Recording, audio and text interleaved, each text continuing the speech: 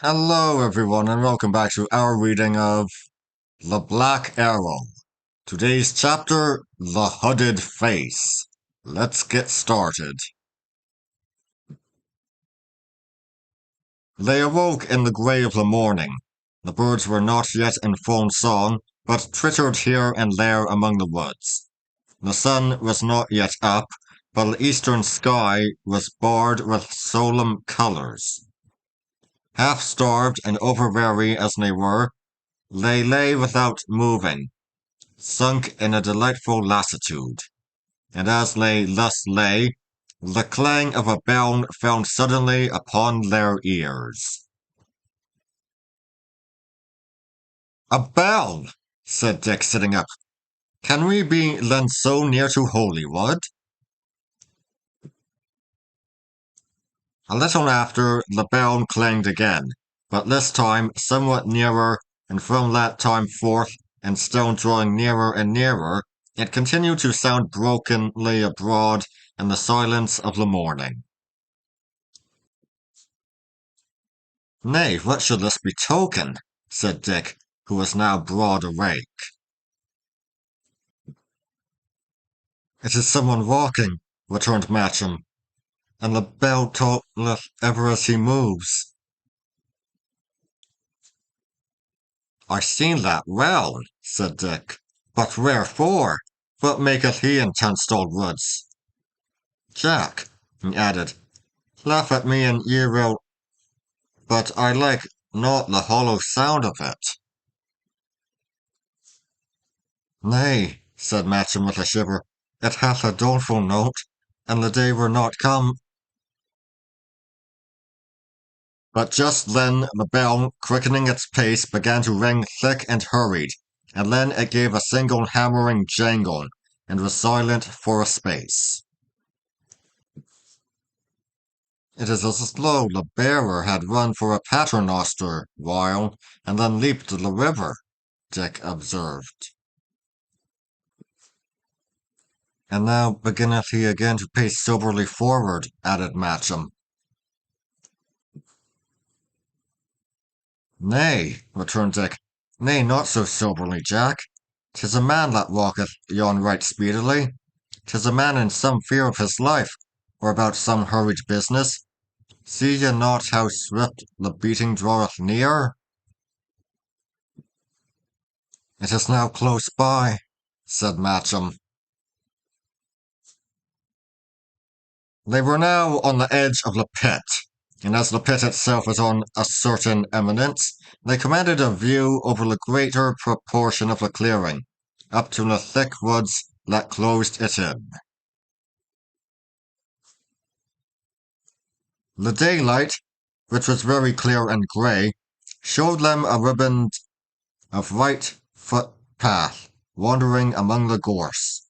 It passed some 100 yards from the pit, and ran by the whole length of the clearing east and west, while the line of its course Dick judged it should lead more or less directly to the moat house.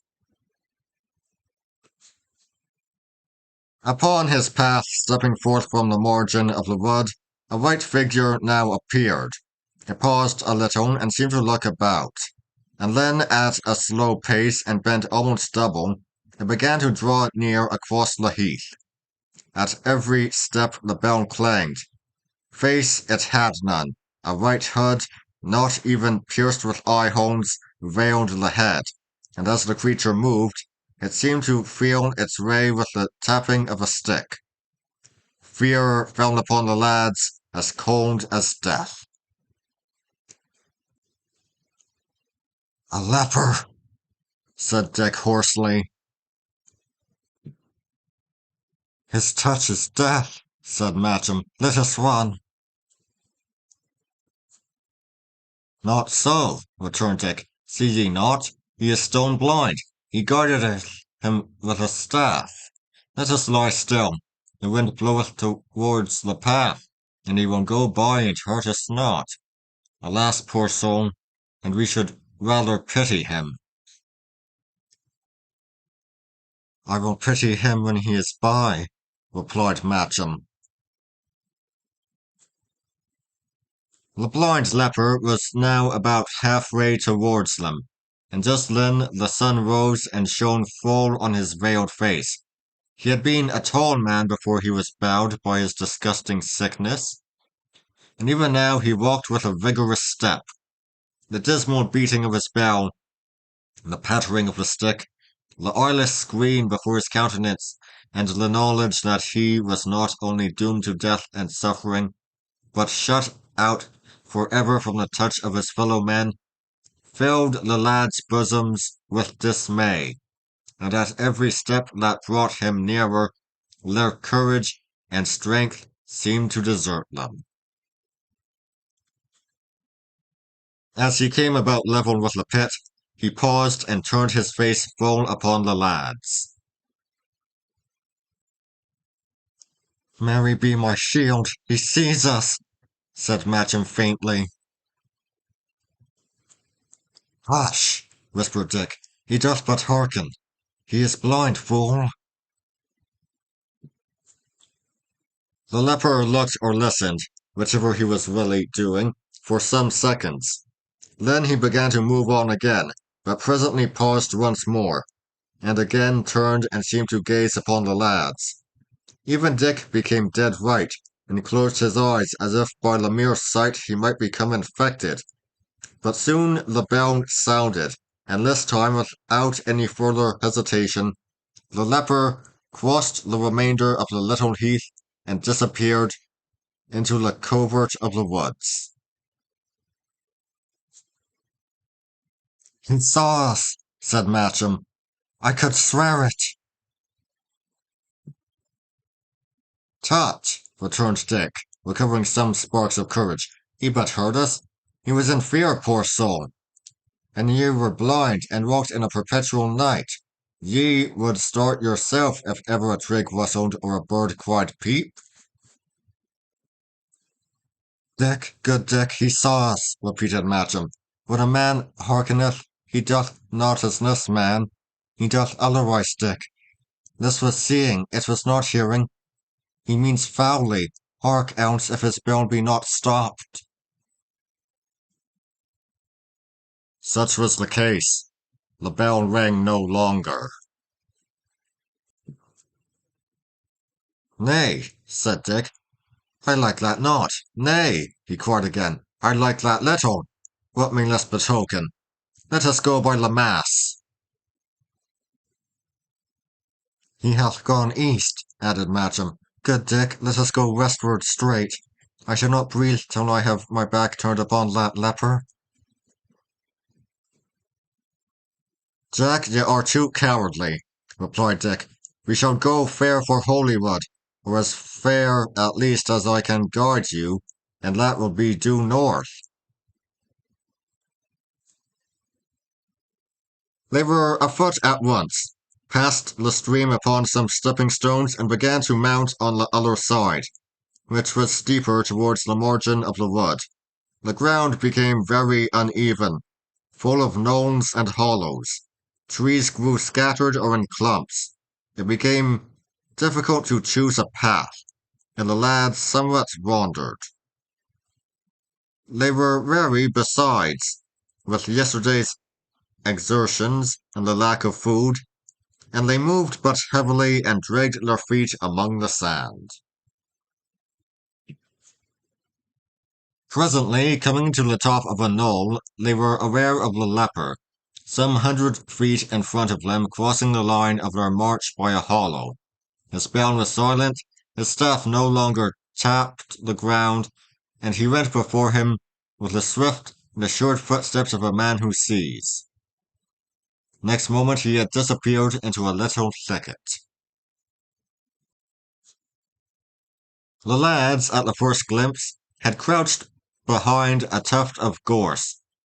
There they lay, horror-struck. "Certain he pursueth us," said Dick. "Certain. He held the clapper of his bell in one hand. Saw ye? That it should not sound. Now may the saints aid and guide us, for I have no strength to combat pestilence." "What maketh he?" cried Matcham. What doth he want? Who ever heard the like, that a leper out of mere malice should pursue unfortunates? Hath he not his bound to that very end, that people may avoid him? Dick, there is below this something deeper. Nay, I care not, moaned Dick. The strength is gone out of me, my legs are like water, the saints be mine assistants. Would ye lie there idle? Cried Matcham. Let us back into the open. We have the better chance. He cannot steal upon us unawares. Not I, said Dick. My time has come, and peradventure he may pass us by. Bend me then your bow, cried the elder. What, will you be a man? Dick crossed himself. Would ye have me shoot upon a leper? He cried. The hand would fail me. Nay now, he added. Nay now, let be. With sound men I will fight, but not with ghosts and lepers. Which this is, I wot not.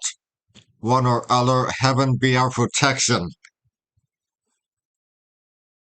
Now, said Matcham, if this be man's courage, what a poor thing is man. But sith ye will do naught, let us lie close. Then came a single broken jangle on the bell. He hath missed his hold upon the clapper, whispered Matcham. Saints, how near he is!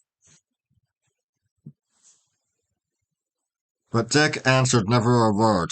His teeth were near chattering. Soon they saw a piece of the white robe between some bushes. Then the leper's head was thrust forth from behind a trunk, and he seemed narrowly to scan the neighborhood before he once again withdrew. To their stretched senses, the whole bush appeared alive with rustlings, and the creak of twigs, and they heard the beating of each other's heart. Suddenly, with a cry, the leper sprang into the open, close by, and ran straight upon the lads. They, shrieking aloud, separated and began to run different ways.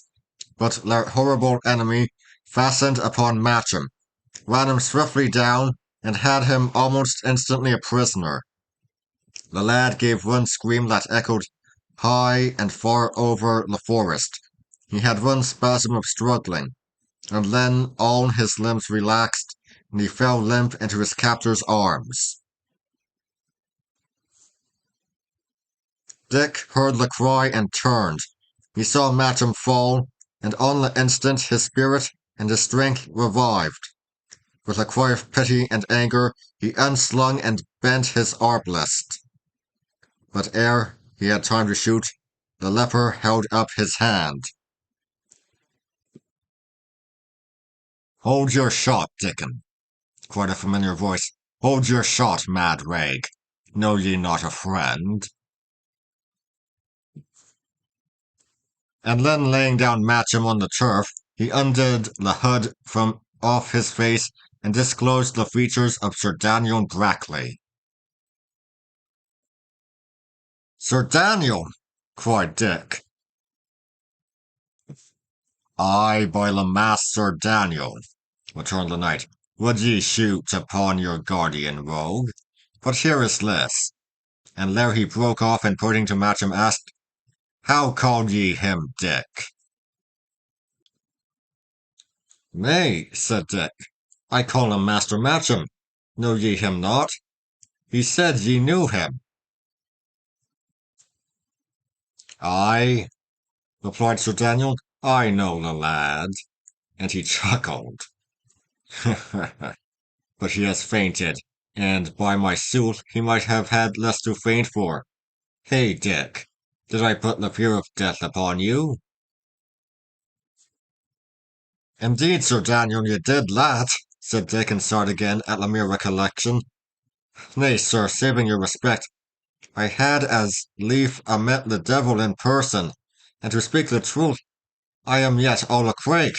But what made ye, sir, in such a guise? Sir Daniel's brow grew suddenly black with anger. What made I? He said. Ye do well to mind me of it. What? I skulked for my poor life in my own wood of Tunstone, Dick. We were ill sped at the battle, we, but got there to be swept among the rout. Where be all my good men at arms? Dick, by the mass, I know not. We were swept down. The shot fell thick among us. I have not seen one man in my own colours since I saw we fall. For myself, I came sound to Shoreby, and being mindful of the black arrow, got me this gown and bell, and came softly by the path for the malt house. There is no disguise to be compared with it. The jingle of this bell would scare me the stoutest outlaw in the forest. They would all turn pale to hear it. At length I came by you and Matcham. I could see but evilly through this same hood, and was not sure of you, being chiefly, and for many a good cause, astonished at the finding you together. Moreover, in the open, where I had to go slowly and tap with my staff, I feared to disclose myself. But see, he added, this poor shrew begins a little to revive. A little good canary will comfort the heart of it. The knight, from under his long dress, produced a stout bottle and began to rub the temples and wet the lips of the patient, who returned gradually to consciousness and began to roll dim eyes from one to another. What cheer, Jack? Said Dick. It was no leper after all. It was Sir Daniel. See?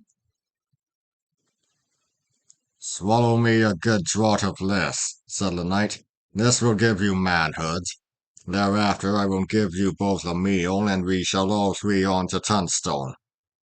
For Dick, he continued, laying forth bread and meat upon the grass, I will avow to you in all good conscience, it irks me sorely to be safe between four walls. Not since I backed a horse have I been pressed so hard. Peril of life, jeopardy of land, and livelihood, and to sum up all these lost ones in the wood to hunt me down. But I be not yet shent. Some of my lads will pick me the way home. Hatch hath 10 fellows, Selden he had 6. Nay, we shall soon be strong again, and if I can but buy my peace with my right fortunate and undeserving Lord of York, why, Dick will be a man again and go a horseback. And so saying, the knight filled himself a horn of canary, and pledged his ward in dumb show. Selden, Dick faltered. Selden, and he paused again.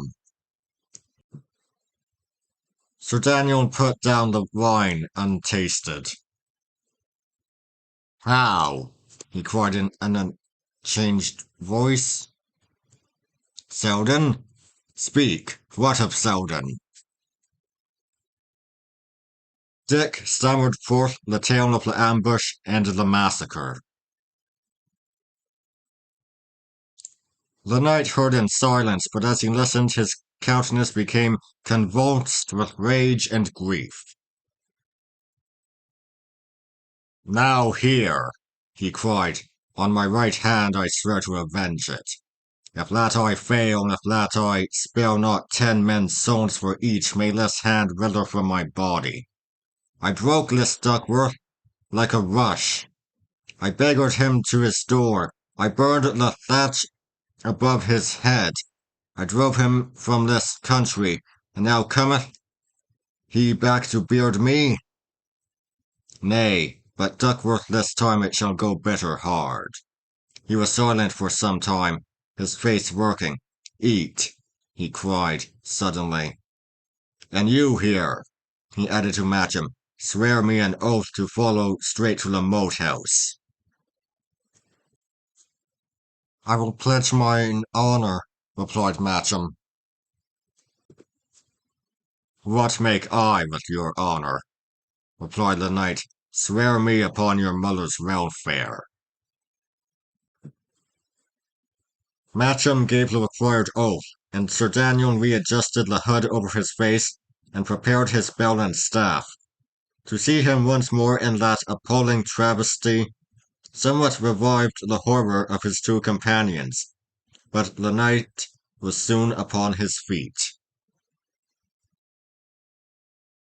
Eat with dispatch, he said, and follow me yarely to mine house. And with that he set forth again into the woods, and presently after the bell began to sound, numbering his steps, and the two lads sat by their untasted meal, and heard it die slowly away uphill into the distance. And so ye go to Tunstall? Dick inquired. Yea, verily, said Matcham, when needs must. I am braver behind Sir Daniel's back than to his face.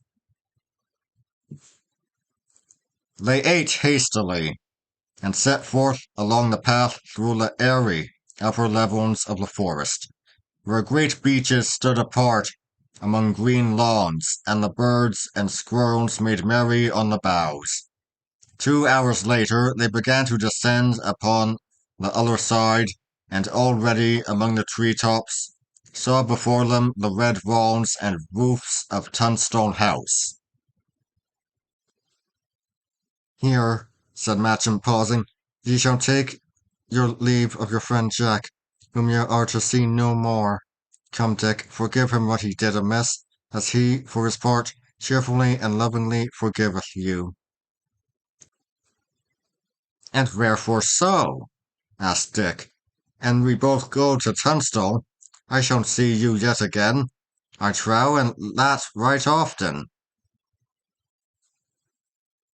You'll never again see poor Jack Matcham, replied the other. That was so fearful and burthensome, and yet plucked you from the river. You'll not see him more, Dick, by mine honour. He held his arms open, and the lads embraced and kissed. And Dick, continued Matcham, my spirit bodeth ill. Ye art now to see a new Sir Daniel. For heretofore hath all prospered in his hands exceedingly, and fortune followed him. But now, methinks, when his fate has come upon him, and he runs the adventure of his life, he will prove but a foul lord to both of us. He may be brave in battle, but he hath the liar's eye. There is fear in his eye, Dick, and fear is as cruel as the wolf. We go down into that house. Saint Mary guard us forth again. And so they continued their descent in silence, and came out at last before Sir Daniel's forest stronghold, where it stood low and shady, flanked with round towers, and stained with moss and lichen in the lilied waters of the moat. Even as they appeared, the doors were opened, the bridge lowered, and Sir Daniel himself, with Hatch and the parson at his side, stood ready to receive them. And that is book one. That will be all for today. I'll see you all next time. See ya!